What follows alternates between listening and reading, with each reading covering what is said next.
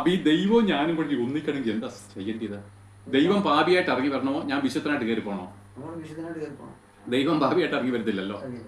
അപ്പൊ ഒരേ ഒരു വഴി എന്താണ്? പാപിയായിരിക്കും നമ്മൾ വിശുദ്ധീകരണം പ്രാപിച്ച് അങ്ങോട്ട് കയറിച്ചത്. ഇതാണ് ദൈവം ആഗ്രഹിക്കുന്നത്. അപ്പോൾ ഈ നിങ്ങളിതിന്റെ ഗൗരവം മനസ്സിലാക്കിയാൽ പറ്റുമോ? കർത്താവ് ഞാൻ പാപിയാണെന്ന് പറയുമ്പോൾ അതിന്റെ അർത്ഥം നിങ്ങൾ ഗ്രഹിക്കുന്നില്ല. ഞാൻ നരകത്തിലേക്കാണ് പോകുന്നത് എൻ്റെ അർത്ഥം. ദൈവത്തോട് എനിക്ക് വാസമില്ല, സാധ്യമല്ല. അങ്ങനെയാണെങ്കിൽ പാപിയാണെന്ന് പറയുന്ന ഒരു മനുഷ്യൻ എന്തിനു വേണ്ടി കൊതിക്കണം? പാപമോചനത്തിന് വേണ്ടി കൊതിക്കണം. എന്നാൽ നിർഭാഗ്യകരെന്ന് പറയട്ടെ, നമ്മുടെ ക്രിസ്തീയ മതവിശ്വാസികൾ മറ്റുള്ളവർക്ക് ഇതിനെപ്പറ്റി അറിയത്തില്ലല്ലോ. ഇവര് തലമുറയായിട്ട് പാപികളല്ലേ. നമ്മുടെ പുരോഹിതന്മാരും പാപിയല്ലേ. ഇപ്പൊ നമ്മള് പിതാവെ എന്ന് വിളിക്കുന്ന നമ്മുടെ തിരുമേനി എന്ന് വിളിക്കുന്നവരും പാപിയല്ലേ. അപ്പൊ പിന്നെ അങ്ങനെ അപ്പൊ ഞാൻ ചോദിക്കട്ടെ, ഒരു സംശയം ചോദിക്കട്ടെ, ഞാൻ ഗൗരവമായിട്ടത്. അപ്പൊ പാപിയാണെന്ന് പറഞ്ഞ ഒരു പുരോഹിതനെ നമ്മൾ പിതാവെ എന്ന് വിളിച്ചതിന്റെ അർത്ഥം എന്തുവാ? പിതാവെ വിളിച്ചു കഴിഞ്ഞാല് പാപത്തിൻ്റെതായ കർമ്മം ചെയ്യുന്ന ആളാണ്. അങ്ങനല്ല.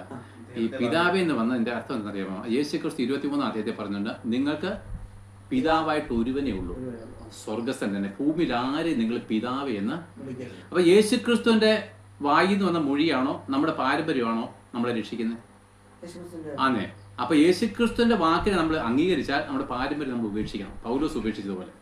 പൗലോസ് യേശുക്രിസ്തു അറിഞ്ഞപ്പോൾ തന്റെ പാരമ്പര്യം വേസ്റ്റ് ബിന്നിലിട്ട്, അല്ലെ, ചവറ്റുകുട്ടയിലിട്ട്. അങ്ങനല്ലേ അതിന്റെ അർത്ഥം? അപ്പൊ ഈ പാരമ്പര്യവും യേശുക്രിസ്തു കൂടെ ഒന്നിച്ചു പോകാൻ പറ്റത്തില്ല. പറ്റുമോ? ഒന്നുകിൽ നിങ്ങൾ പാരമ്പര്യത്തിൽ നിന്നുകൊണ്ട് പാപിയായിട്ട് മരിച്ചെന്ന് അറിയത്തിൽ പോകണം. നിങ്ങൾക്ക് സ്വർഗത്തിൽ പോകണമെങ്കിൽ പാരമ്പര്യം വിട്ട് യേശുക്രിസ്തുവിനെ അംഗീകരിച്ചുകൊണ്ട് സ്വർഗത്തിലേക്ക് എത്തിപ്പോണം. ഞാൻ തന്നെ വഴി, അവന്റെ കയ്യെ പിടിക്കണം. അവന്റെ കയ്യെ പിടിക്കണമെങ്കിൽ ഇത് വിടണം. മനസ്സിലല്ലേ? ആ കയ്യിലും ഈ കയ്യിലും കൂടെ പിടിക്കാൻ, ആ വള്ളത്തിലും ഈ വള്ളത്തിലും കൂടെ ചവിട്ടാനൊക്കത്തില്ല.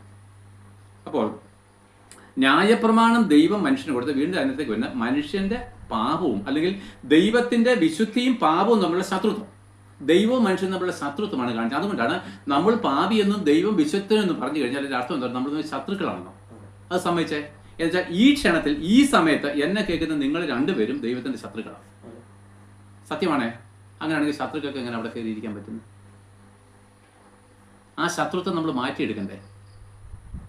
ആ ശത്രുത്വം മാറ്റിയെടുക്കേണ്ട പദവിയാണ് നമുക്ക് ഈ പുതിയ നിയമത്തിൽ യേശുക്രിസ്തുവിന്റെ ക്രൂശീകരണം വഴി കിട്ടിയത്. അതാണ് പൗലോസിന് കിട്ടിയത്. അപ്പോൾ ആ ശത്രുത്വം എന്ന ന്യായപ്രമാണം എന്ന ശത്രുത്വം